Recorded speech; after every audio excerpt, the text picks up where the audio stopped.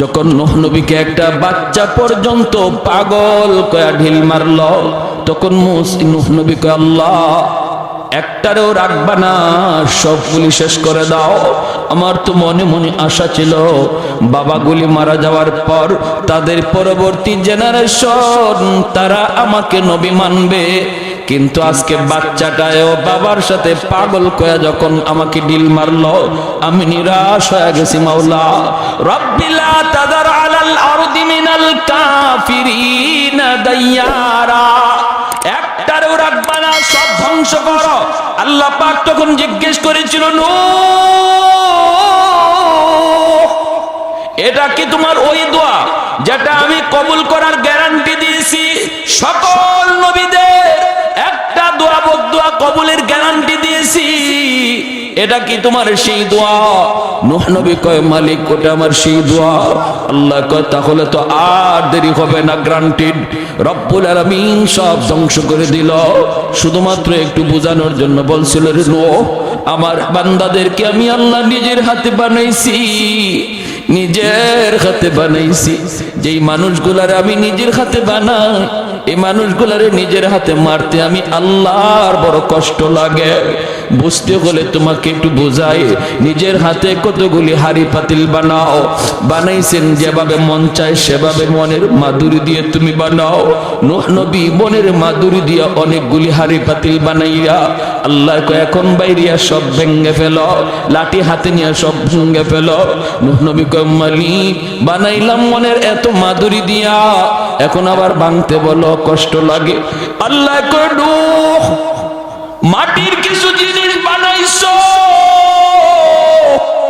জীবনও দেও নাই, রূহ দেও নাই, প্রাণও দেও নাই, মুখ দিয়া কথা বলতে পারে না, হাত দিয়া নড়তে পারে না, তোমাকে মালিক কইয়া ডাকও দিতে পারে না। কিন্তু যেই মানুষগুলির আমি আল্লাহ মাটি দিয়া বানানোর পর তাদের রূহ ঢুকাইলাম, হাত দিলাম, পা দিলাম, চোখ দিলাম, জবান দিলাম, আমি আল্লাহকে যেই জবান দিয়া ডাক দে, যে কপালটা দিয়ে আমাকে সেজদা দেওয়ার জন্য কপাল বানাইলাম, ওই মানুষগুলির আমি ভাঙতে বুঝি আমি আল্লাহর কষ্ট লাগে না? আমার বুঝি কষ্ট লাগে না? নূহ আলাইহিস সালাম তিনি তো চলে গেলেন, একজন বুড়া মহিলায় তখন ডাক দিয়া বলতেছিল, নবী গো আমি অনেক বৃদ্ধা মানুষ, আমাকে আপনি ইয়াদ করে নিয়ে যাইন, আমি কিন্তু পারাপারি করে নৌকায় উঠতে পারবো না, আমি বড় দুর্বল। নূহ নবী বলতেছিল, মা গো তোমাকে নিব, কিন্তু নবী তার নৌকায় তুলতে ভুলে গেছেন, তিনি তো চলে গেছেন, ভাইরা বন্ধুরা চলে গেছেন তো গেছেন। প্লাবন শেষ হওয়ার পর মনে হলো, হায় হায় আমি তো বুড়িমার কথা ভুলে গেলাম, মা তো আমাকে বলছিল তাকে নিয়ে যাওয়ার জন্য। নূহ নবী দৌড়ায় তার কাছে আসলেন, ভাঙ্গাচোরা একটা ঘর, तमाम দুনিয়া মহাপ্লাবনে একদম শেষ হয়ে গেল, কিছুই থাকলো না। কিন্তু নূহ নবী আসছেন, তাও মনের একটা টানে দেখি গিয়ে কিছু ধ্বংস অবশেষ পাওয়া যায় কিনা, যায় দেখি মা মহিলাটার কি অবস্থা। আল্লাহর নবী আয়েশা দেখেন ভাঙ্গাচোরা ঘর এখনো আগের মতোই দাঁড়ায় আছে। নবী অবাক হয়ে গেলেন, এত ভারী ভারী পাহাড়ের মতো উঁচা উঁচা বাড়ি, দালান কোঠা কিছুই নাই, কিছুই নাই। আর ওই ভাঙ্গাচোরা ঘর, এই ঘরটা এখনো আগের মতোই দাঁড়ায় আছে। নবী দরজার পাশে এসে ডাক দিলেন, মা। মহিলা ঘর ঝাড়ু দিতেছে আর আল্লাহর নাম জপতেছে, জিকির করে আর ঘর ঝাড়ু দেয়। নবী যেই মাত্র বাহির থেকে ডাক দিলেন, মা। মহিলা ভিতর থেকে কয়, নবী গো তুফান কি শুরু হয়ে গেছে নাকি? আল্লাহর নবী সিজদায় পড়ে কান্দে আর কয়, মালিক তোমার কুদরত বুঝা বরদার, তাম দুনিয়া শেষ হয়ে গেল, অথচ তোমার বান্দি খবরই জানে না। ও মালিক তোমার কুদরত বুঝা বড় দায়, কিছু বুঝি না, একটু বুঝাইবানি, বুঝাইবানি। আল্লাহ পাক রব্বুল আলামিন কয়, নূহ রে আমার বান্দি তোরে বলছিল নিয়ে যাওয়ার জন্য, তুমি ভুইলা গেছো, তোমরা তোমাদের উম্মত বলতে পারো, কিন্তু আমি আল্লাহ বান্দা বান্দি বলতে পারি না। তোমরা নবী হইয়া উম্মত বললেও আমি আল্লাহ হইয়া বান্দা বান্দি বলতে পারি না। তোমারে বলছো নেওয়ার জন্য, তুমি ভুলে গেছো, কিন্তু আমি আল্লাহ তারে ভুলি না। এজন্য আমার ভাই মনে রাখবে, মায়ার নবী দয়ার নবী বলতেছে, উম্মতের দল জানুনি হাসরের মাঠে আমি শুধু কেন সুপারিশ করব? সব নবী তার ওই দোয়াটা আল্লাহর কাছ থেকে চায়া নিয়ে গেছে। সবাইকে আল্লাহ পাক এই দোয়াটা দুনিয়াতে কবুল করে আনিছে। কিন্তু ইন্নী ইখতাবাতু দাওয়াতি শাফাআতান লি উম্মতি, কিন্তু আমি জীবনে কত মুসিবতের মধ্যে পড়ছি, কত বিপদের মধ্যে পড়ছি, এরপরও কোনোদিন এই দোয়াটা আমি আল্লাহর কাছে চাই নাই, এই দোয়া কখনো করি নাই। তায়েফের ময়দানে আমি নবীর উপর দিয়ে এত নির্যাতন, এত নিপীড়ন, পাগল পাগল কয়া কয়া এই যুবকগুলি, উশৃঙ্খল যুবকগুলি আমার পিঠে পাথর মারল। যেখানে পাথর মারছে সেখানে রক্ত ফিনকি দিয়ে বের হয়েছে। আল্লাহর নবী, রহমতের নবী, মায়ার নবী আম্মাদান আয়েশা সিদ্দিকা রাদিয়াল্লাহু তাআলা আনহা বলেন, নবীর দেহের ভিতরে এমন কোন পশমের গুঁড়া আমি পাই নাই যেই জায়গাটাতে এখনো পাথরের দাগ নাই। আমি বলছিলাম, নবী গো, আপনার কি কোনো শীতলা রোগ হয়েছিল নাকি? নবী কয়, না গো আয়েশা, এটা রোগ না, এই চিহ্নগুলি তায়েফের জমিনে পাথরের আঘাত। এরপরও নবী কয়, আমি আল্লাহর কাছে দোয়া করি নাই, ও মালিক, যেটা কবুল করার গ্যারান্টি দিছো এটা দিয়েই ওদেরকে ধরো, এমন বলি নাই। বরং দুইজন ফেরেশতা ঈসা পাহাড় চাপা দিয়া মারতে চাইলো। এরপরও নবী কয়, আল্লাহুম্মা হদি কওমি ফাইন্নাহুম লা ইয়ালামুন, আল্লাহ আমার কওম বুঝে না, আমারে চিনে না, আমারে চিনে না, ওদের পরবর্তী জেনারেশন বাচ্চা কাচ্চা আমারে চিনব। আল্লাহ তুমি যদি শেষ করে দেও তাহলে আমার কথা শুনবো কেডা? আমি কাদের মাঝে দাওয়াতের কাজ করবো, কাদেরকে তোমার কথা শুনাইমো? না মালিক, তুমি এদের উপরে রাগ কইরো না, গুসা কইরো না, ওরা আমাকে চিনে না, কিন্তু ওদের সন্তানগুলি আমি নবীকে চিনব। মায়ার নবী, দয়ার নবী কয়, আবু জাহেল আমার মাথা থেকে রক্ত ঝরাইছে। 2 বছর 2.5 বছর জেলখানায় বন্দী, পরিবারের সমস্ত সদস্য নিয়া শিয়াবে আবি তালিবের ভিতরে আমার নবী বন্দী। 1 বছর নয়, 2 বছর 2.5 বছর। বাচ্চা কাচ্চাগুলি খানার অভাবে কি খাইবো সারাদিন সারা রাত, নবী বলেন কান্না করছে। আল্লাহর নবীর চাচা আবু তালিব তিনি ঈমান আনেন নাই, কিন্তু ওই শিয়াবে আবি তালিবের কারাগারে আবু তালিব বন্দী। মক্কার মানুষগুলি নবীকে যারা যারা সাপোর্ট করছে নবীর বংশের, ওদের সবাইকে এক ঘরে করে ফেলছে। বাহির থেকে খানা দানা বন্ধ, পানি আসা বন্ধ, কথা বলা বন্ধ। কয় যারা বন্দী অবস্থায়, এরা কারা? বন্দী অবস্থায় মুসলমানও আছে, অমুসলমানও আছে।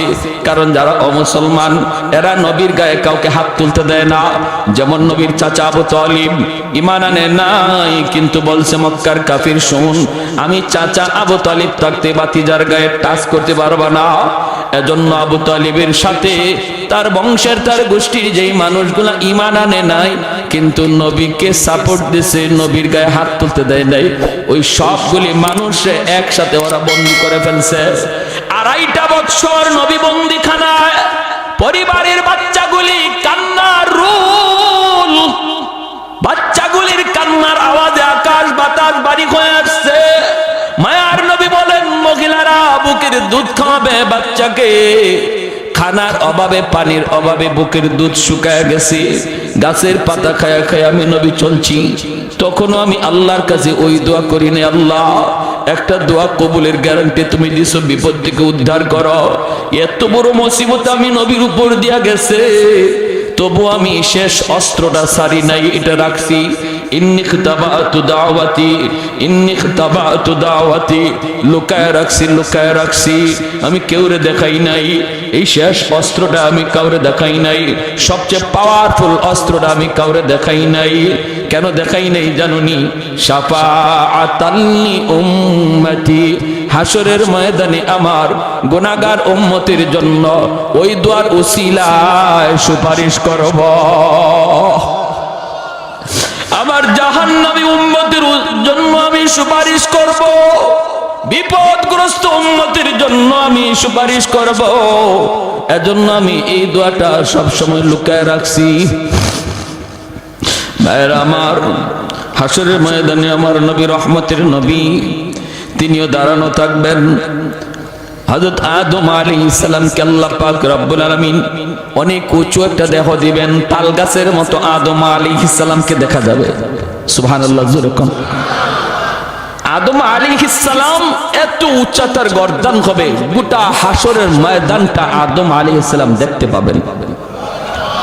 আল্লাহর নবী বলেন, হঠাৎ করে বাবা আদম আমাকে ডাক দিবেন, ইয়া আহমদ, ইয়া মুহাম্মদ।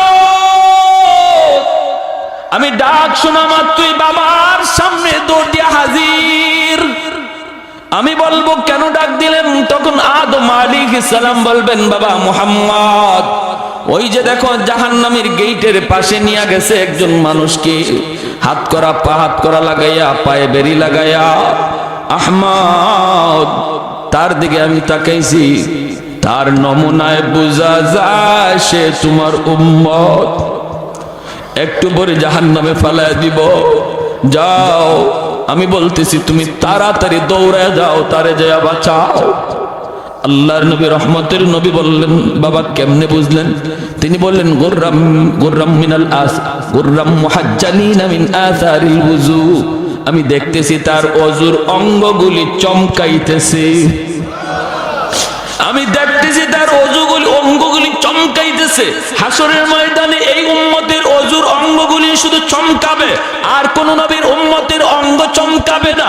এজন্যই চমকানো দেখলেই মানুষ বুঝে ফেলবে ইনি আখেরি নবীর উম্মত। আদম আলাইহিস সালাম বলবে, যাও যাও। আল্লাহর নবী বলেন, আমি সাথে সাথে কোমরের মধ্যে আমার গামছা দিয়ে একটা বাঁধ দিব জুড়ে দৌড় দেওয়ার জন্য। নবী বলেন, আমি দৌড় দেওয়ার জন্য প্রস্তুতি নেব, এমন জোরে একটু দৌড় দিব ফেরেশতাদের সাথে আমি পারতেছি না, ওরা তো নিয়ে যাইতেছে। পিছন থেকে ডাকতেছি আর দৌড়াইতেছি, ফেরেশতারা থাম থাম থাম, আমার একটু দেখায় নাও। আমি দৌড়তেছি, দৌড় দিতে যাই, আমি মাঝে মাঝে পইরা যাই, সেখান থেকে আবার উঠে আবার দৌড় দিই। ফেরেশতারা আমার কথায় তারা কান দেয় না। একজনকে আল্লাহর নির্দেশ, তারে তাড়াতাড়ি জাহান্নামে লয়ে যাইতাম, আল্লাহর কথার অমান্য করতে পারবো না। মায়ার নবী আবার পিছনে দৌড়াইতেছেন আর ডাকতেছেন, ফেরেশতারা ডাক শোনে না। এক পর্যায়ে আল্লাহর নবী নিরাশ হয়ে গেছেন, নবী বসে গেছেন, আর বুঝি বাঁচাইতে পারলাম না। আসমানের দিকে হাতটা উঠাই আল্লাহর নবী চোখের পানি জড়ায়, আল্লাহ তুমি না বলছিল হাসরের ময়দানে আমারে কান্দাইবা না, আমি যা চাইমু তুমি তা দিবা। আল্লাহ তোমার ফেরেশতারা আমার ডাক শুনে না, তোমার ফেরেশতারা আমার কথা শুনে না গো মালিক। আমি এত ডাকতেছি, ওরা আমার ডাক শুনে না। আল্লাহ পাক ফেরেশতাদেরকে বলবে, ইয়া মালাইকা, আল্লাহ তখন ডাক দিবে, ফেরেশতারা থাম, পিছনে আমার বন্ধু দৌড়াইতেছে, একটু পিছনে তাকা, পিছনে হাবিবুল্লাহ, আমি আল্লাহর বন্ধু। সাথে সাথে ফেরেশতারা থেমে যাবে। আল্লাহ নবী, রহমতের নবী কাছে যাবেন, যায় বলবেন, কি হয়েছে তার? নেকির পাল্লা হালকা, গুনার পাল্লা ভারী। আল্লাহর নবী বলবেন, আবার আমার সামনে একটু দাড়ি পাল্লা ওজন দাও। ফেরেশতারা আবার যখন দাঁড়িপাল্লা ওজন দিবে, নেকির পাল্লাটাতে মায়ার নবী তার কালেমার কাগজ নবী নিজের হাতে দিয়ে দিবে। এই কাগজের টুকরাটা রাখা মাত্রই নেকির পাল্লা ভারী হয়ে যাবে। कौनैन मुख्तार खुदा तुमको बनाया, कौनैन मुख्तार खुदा तुमको बनाया, उम्मत का निगाहबान खुदा तुमको बनाया, उम्मत का निगाहबान खुदा तुमको बनाया। मौला मेरा आका मेरा रहमत की नबी है, तजदार मदीना है तो माहे अरबी है, तजदार मदीना है तो माहे अरबी है। अशजार न देते हैं नबूवत के शहादात, तशकीक कमर में है तो अंगुल की इशारात, तशकीक कमर में है तो अंगुल की इशारात। एक तो जोरे सुरे बोलें अल्लाहु अकबर, और एक तो जोरे अल्लाहु अकबर। ए যুবক, ওই নবীরে বুঝে এখনো তুমি চিনলা না? এই নবীর তরিকা সাইরা, নবীর নমুনা সাইরা তুমি কার নমুনায় চলতেছো, কার নমুনায় নিজেরে বানাইতেছো? একটু বুঝে তুমি ভাবলা না, একটু বুঝে চিন্তা করলা না? তোমার নবীরে শুধু মানুষে চিনছে তা না, হায়ওয়ানাত চিনছে। যেরকম সুবহানাল্লাহ, আমার নবী রহমতের নবী মাত্র দুনিয়া আসছেন, মক্কার পাশের এলাকা থেকে মহিলারা মক্কার উদ্দেশ্যে রওনা দিল, বাচ্চা পয়সার বিনিময়ে নিয়ে যাবে। তখনকার সময় সিস্টেম ছিল। অসুবিধা হইতেছে আপনাদের? মনোযোগ আছে কার কার? একটু হাত উঠে আল্লাহকে দেখান। আল্লাহ তুমি প্রতিটা হাতকে কবুল করো, জোরে বলি আমিন। যুবক মনোযোগ দিয়ে শোনো, নবীর কাহিনী শোনো, নবীর ঘটনাটা শোনো, দিলের ভিতরে একটু মহব্বত বসাও। হইছে তো আর কত, অনেক হইছে তো, এখনো সময়। চোখের সামনে দেখতেছো বয়স, তোমার বয়সের যুবক কবরে শুয়ে গেছে, লেখাপড়ার সাথে শুয়ে রয়েছে, খেলার সাথে কবরে শুয়ে রয়েছে, নিজের বন্ধুরে নিজেই কবরে রাখছো। অতএব এখনো সময়, এখনই সময়। আর অবহেলা করো না, অবহেলা আর করো না। কারণ তুমি ভাবতেছো বৃদ্ধ বয়সে আমি ঠিক আছে গুনাহ ছাড়বো, বৃদ্ধ বয়সে নামাজ ধরবো। কত যুবক আর জীবনে বৃদ্ধ বয়স পায় নাই, কবরে চলে গেছে। অতএব না, এই অবহালতে, যে হালতে আমরা এখন আছি, এই হালতে যদি মরণ হয়, উপায় নাই, উপায় নাই, বাঁচবার কোনো উপায় নাই। আমার নবী রহমতের নবী দুনিয়া মাত্র আসছেন, ওই অবস্থায় মক্কার পাশের এলাকা থেকে মহিলারা উট নিয়ে রওনা দিছে। নবীজির দুধমা হালিমা সাদিয়া রাদিয়াল্লাহু তাআলা আনহা, তিনিও বান্ধবীদের সাথে স্বামীরে লইয়া রওনা দিছেন, কিন্তু তার উটটা ছিল বড় দুর্বল, তাদের সাথে তাল মিলায় চলতে পারেন না। বান্ধবীরা কয়, হালিমা তোমার উট মরা ধরা, হাঁটে না, নড়ে না, চড়ে না, তোমার উট লইয়া তুমি আও, আর আমরা আগে গেলাম, তোমার সাথে লইয়া যাওয়া সম্ভব না। বান্ধবীর আগেই চলে গেল মক্কায়। খাদিজা নবীজির দুধমা হালিমা সাদিয়া রাদিয়াল্লাহু তাআলা আনহা পিছনে স্বামীকে নিয়ে আস্তে আস্তে মক্কায় ঢুকলেন। ওই মহিলারা আগেই মক্কায় ঢুইকা ধনীর সন্তানগুলা তারা আগে ভাগেই দখলে নিয়ে নিল। আল্লাহ নবীর দরজার সামনে যায় যেই মাত্র নক করে, নবীজির আম্মা ভিতর থেকে বলেন, হ আমার সন্তান আছে, তোমরা নিবানি? ওই মহিলারা কয়, বাপ আসেনি, বাবা আসেনি। যখনই নবীর মা বলেন, না আমার মোহাম্মদ ইতিম, আমার মোহাম্মদের বাবা নাই, জন্মের আগেই বাবা মারা গেছে। মহিলাগুলি কয়, না না, তাহলে নিমু না, পয়সা বেশি মিলবে না, বাপ নাই যার, এতিম পোলার টাকা পাইমু কেমনে? না, নেওয়া যাবে না, চলে গেছে। আল্লাহর নবীর মা আমেনা তিনি একদম নিরাশ হয়ে গেছেন। এতিম বিদায় বুঝে আমার ছেলেকে কেউ নিবে না। ওইদিকে নবীজির দুধমা হালিমা সাদিয়া রাদিয়াল্লাহু তাআলা আনহা, তিনি তো আসলেন, দরজার পাশে এসে নক করলেন। পিছন থেকে দরজার ভিতর থেকে নবীর মা চোখের পানি মুছেন আর কান্দেন, বলেন আছে তো আমার সন্তান, কিন্তু কেউ তো নেয় না, কেউ তো নেয় না। হালিমা সাদিয়া বলে কেন নেয় না? কয় এতিম বাবা নাই, এজন্য কেউ নিতে চায় না। তুমি কি আমার সন্তানটারে নিবা নাকি? হালিমা সাদিয়া তখন বলেন, মা গো দরজা খোলো আর তোমার মানিকের চেহারা আমাকে এক নজর দেখাও। কপাল খুলে গেল হালিমা সাদিয়ার, ঠিক কিনা জোরে বলেন? কপাল খুলে গেল। আমার নবীকে কাছে নেওয়ার কারণে কপাল খুলে গেল হালিমার। আর যারা নবীর থেকে দূরে সরে গেল এদের কপাল নষ্ট হয়ে গেল। আজকে আরবের মানুষকে যদি জিজ্ঞেস করা হয় ওই মহিলাগুলি কারা, এদের নাম কি? যারা নবীকে এতিম জানার কারণে নেয় নাই, এরা কারা? এদের নাম কি? বংশ পরিচয় কি? বাপের নাম কি? আরবের মানুষ বলবে চিনি না। আমরা তো আগেই বলবো চিনি না, চিনি না, জানি না। কিন্তু যদি বলা হয় আমার নবীকে এতিম জানার পরও যিনি দুধ পান করাইতে নিয়ে গেলেন ওই দুধমার নাম জানুনি, বাংলার মানুষটাও বলবে নবীর দুধমার নাম হালিমা সাদিয়া। তাম পৃথিবীর সমস্ত মুসলমান বলবে হালিমা সাদিয়া।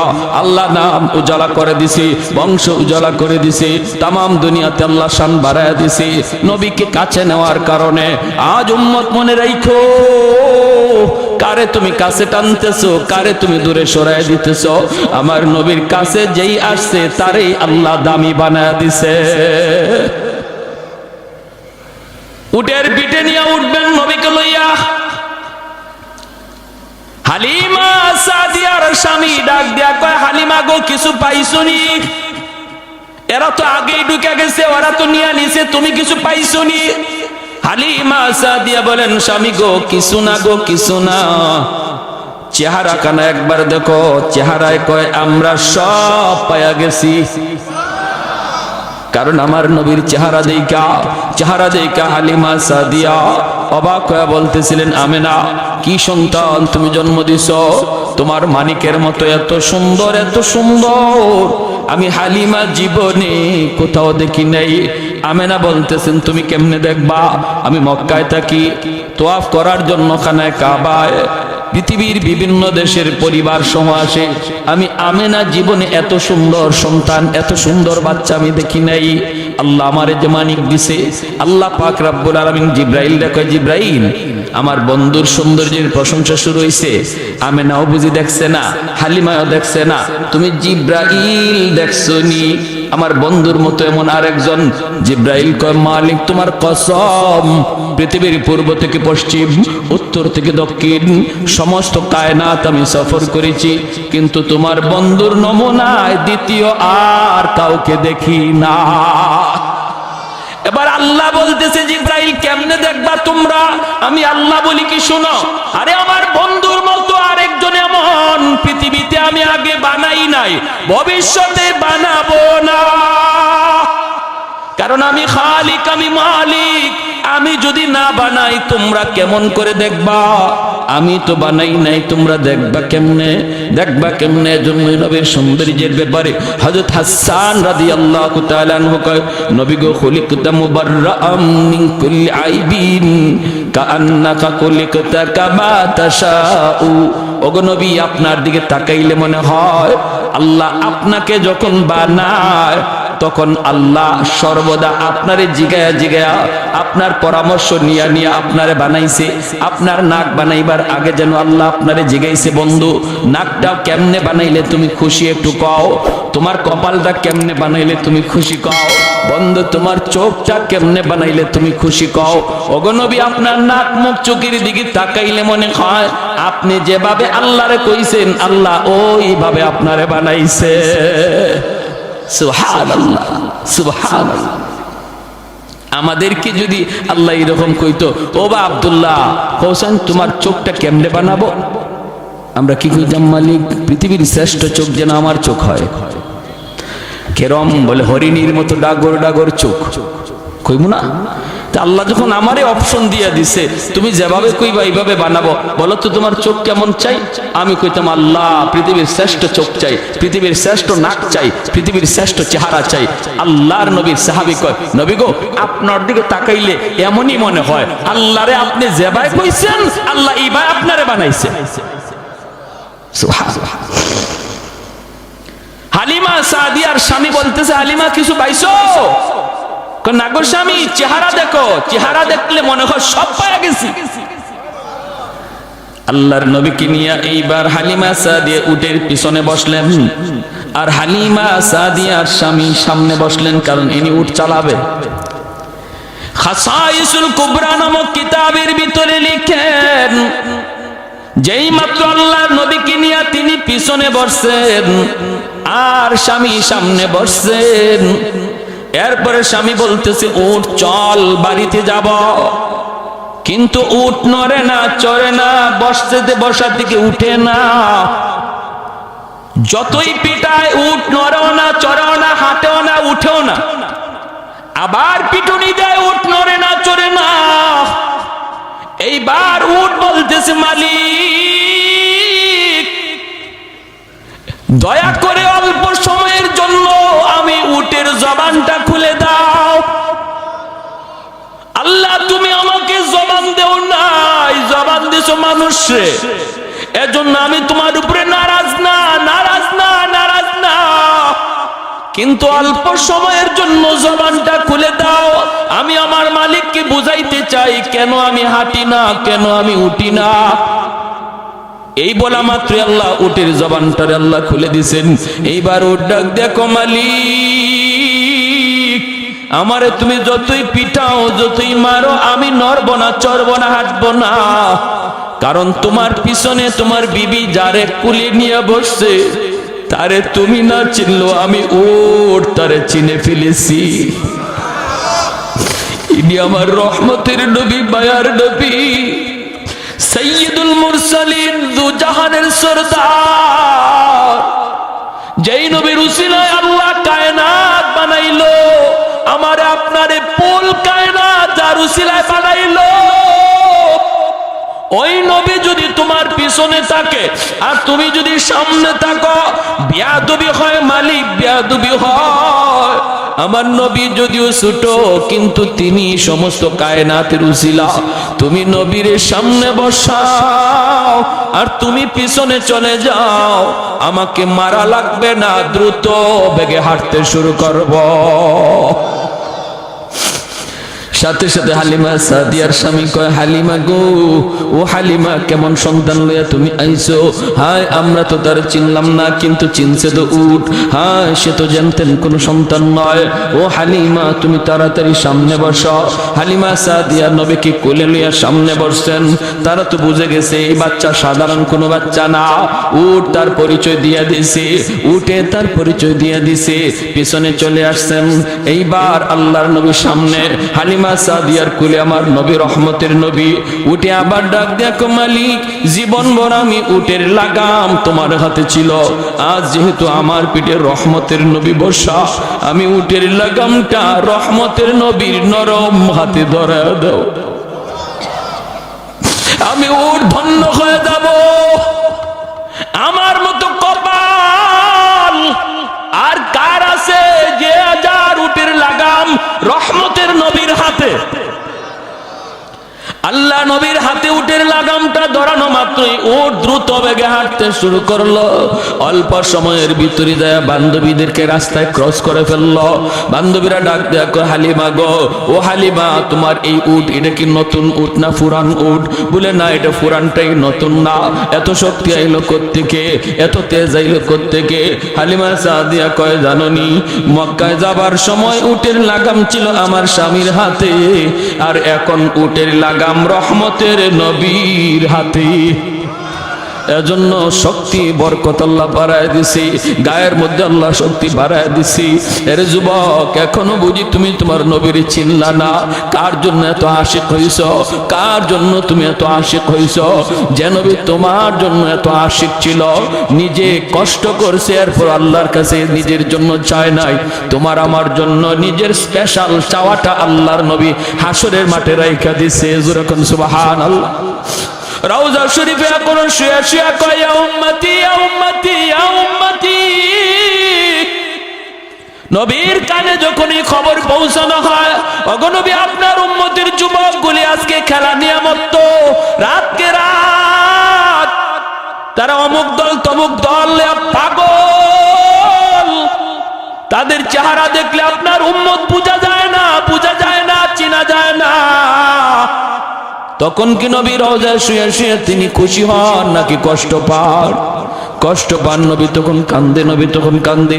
নারে উম্মত না, সামনের দিনগুলা কিন্তু ভয়ঙ্কর দিন আসতেছে, বিপদ আসতেছে, বিপদ তড়িৎ গতিতে বিপদ আসতেছে। দুশমনগুলি অস্ত্র নিয়ে নিয়ে আমাদের দিকে ধাগাইতেছে, ধাওয়াইতেছে, জবাই করার জন্য, মারার জন্য। আর আমারে আপনারে ভুলায় রাখছে খেলাধুলার মধ্যে ফালাইয়া। কয় তুমি ঘুমায় থাকো খেলার ভিতরে পইরা, আর আমি আইতাছি তোমারে জবাই করার জন্য। অতএব যুবক, এখনো সময়, নিজেরে জাগাও, ইমানটারে জাগাও, ঘুম ভাঙ্গো, ঘুম ভাঙ্গাও।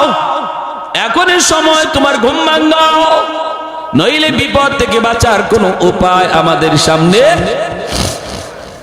5 ওয়াক্ত নামাজ পড়া খুব কঠিন কাজ না, সহজ কাজ। আমার নবী জীবনে কোনো দিন জামাত তরক করেন নাই।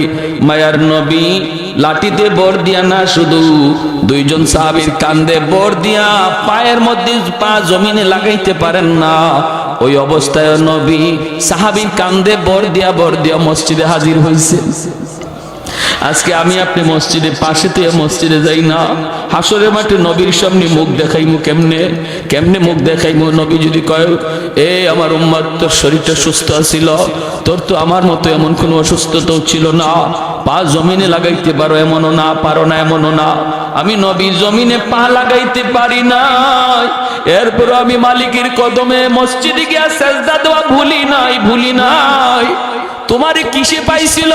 কি তোমার অভাব ছিল? কি তোমার অভাব ছিল? তখন মুখ দেখাইবার কোনো উপায় নাই। নবী যদি বলে তোমার জন্য বুঝি আমি নবী উহুদের ময়দানে দান শহীদ করছিলাম, আমি নবী তায়েফের জমিনে রক্ত ঝরছিল, তোমার জন্যই, আর তোমার দ্বারা আজকে ইসলাম এত ক্ষতিগ্রস্ত হয়েছে, তোমার দ্বারাই বুঝি আমার রেখে যাওয়া ইসলামের এত ক্ষতি হয়েছে। জবাব দেওয়ার মতো উপায় নাই। যে মানুষগুলি হাসরের মাঠে আল্লাহকে দেখার পর আল্লাহর কদমে সেজদা দিব, এরা দুনিয়াতেও আল্লাহর সেজদা দিছে। যেরকম সুবহানাল্লাহ। আল্লাহ হাসরের মাঠে তার কুদরতি কদম মোবারক আল্লাহ পাক হাসরের মাঠে প্রকাশ করবেন। আর প্রকাশ করার পর আল্লাহ পাক এই পা দেখকেই হাসরবাসী মানুষ, ইমানদার মুমিন যারা, এরা আল্লাহর দেখকেই সেজদায় পড়ে যাইব।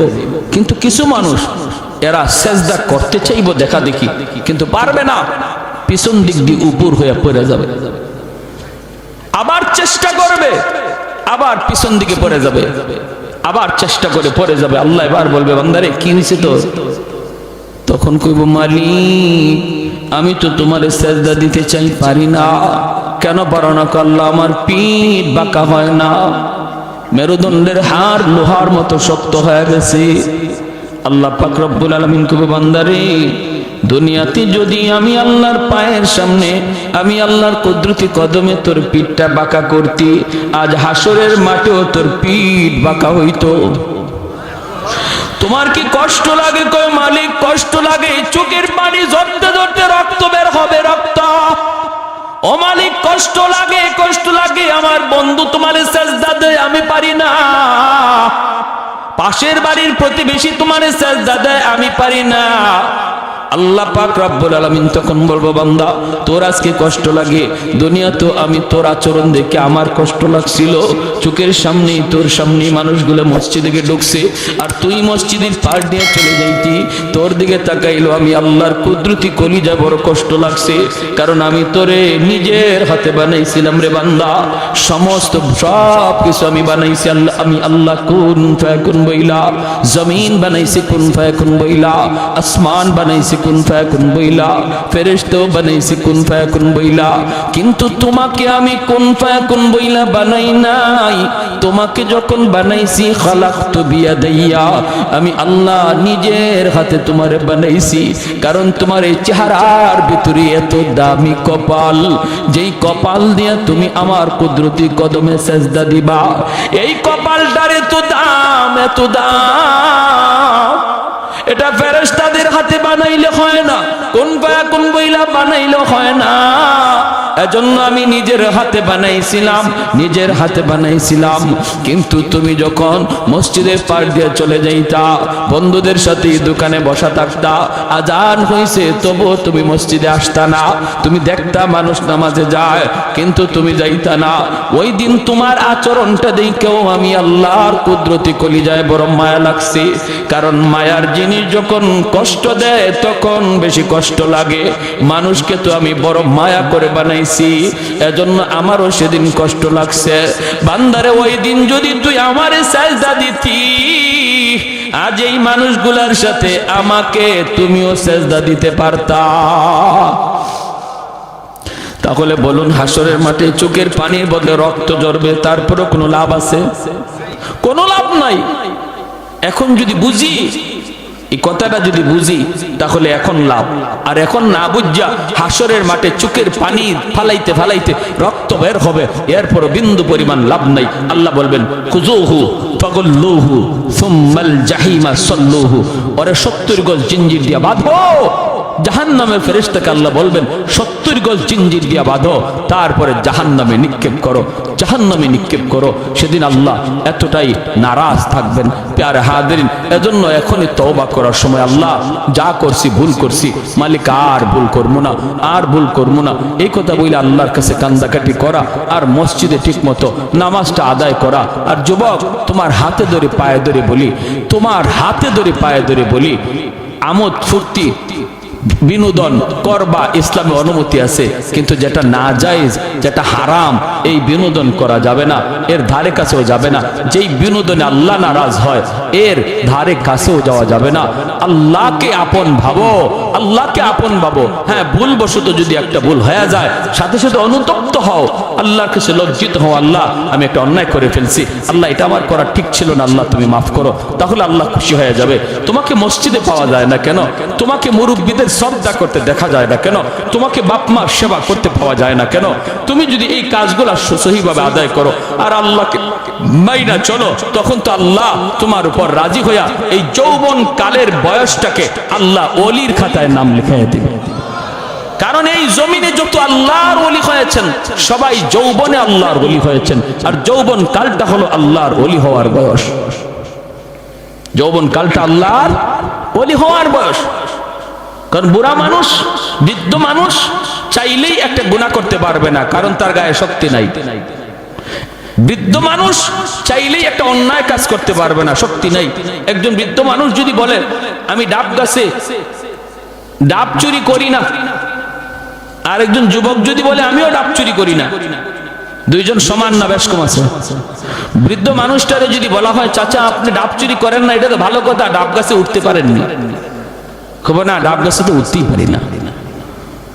তো আপনি ডাব গাছে উঠতেই পারেন না, ডাব চুরি করেন না, ভালো কথা। যুবককে জিজ্ঞেস করলো তুমি যে ডাব চুরি করো না, ডাব গাছে উঠতে পারো? কয় না, শুধু উঠতে পারি না, ডাব গাছে বইসা ডাব খাইতেও পারি। ঠিক না? গাছে বইয়া ডাব খাইতেও পারি। তাহলে দুইজনের না করাটা এটা কি সমান না বেশ কম হইল? বেশ কম। এজন্যই নবী বলেছেন লা ওয়ারা কাল কাফি, যার ক্ষমতা আছে গুনাহ করার, যার ক্ষমতা আছে অন্যায় করার, যার সুযোগ আছে রাতের অন্ধকারে চুরি করার, আরেকজনে হাঁস চুরি করার, একজনে ছাগল মুরগি চুরি করার, একজনে ডাব চুরি করার, জিনা করার, বেবিচার করার, গানের আসরে যাওয়ার, যাত্রার প্যান্ডেলে যাওয়ার, বন্ধুদের সাথে যার সুযোগ রয়েছে, এরপরেও যেই যুবক আল্লাহর ভয়ে যায় না, আল্লাহর ভয়ে যায় না, যৌবনকে কন্ট্রোল করে রাখে, না আমি পাগলামি করব না, যৌবন আল্লাহ আমারে পাগলামির জন্য দেয় নাই, বন্ধুদের সাথে যার যাত্রার আসরে যাওয়ার সুযোগ ছিল এরপরও যায় না আল্লাহর ভয়ে, নবী বলেন লিখে রাখো সেই তোমাদের ভিতরে আল্লাহর ওলি হয়ে গেছে, সে আল্লাহর ওলি হয়ে গেছে। এজন্য যুবক, এই বয়সটা হলো ওলি হওয়ার বয়স, একটু নিজের কন্ট্রোল করো। যৌবন এটা ছুটবেই, একদিকে না একদিকে ছুটবেই পাগলা ঘোড়ার মতো, এটার নিয়ন্ত্রণ তুমি করো, ড্রাইভ করো তুমি, যে না আমার এই চলন্ত গাড়িকে আমি রং সাইডে দৌড়াবো না।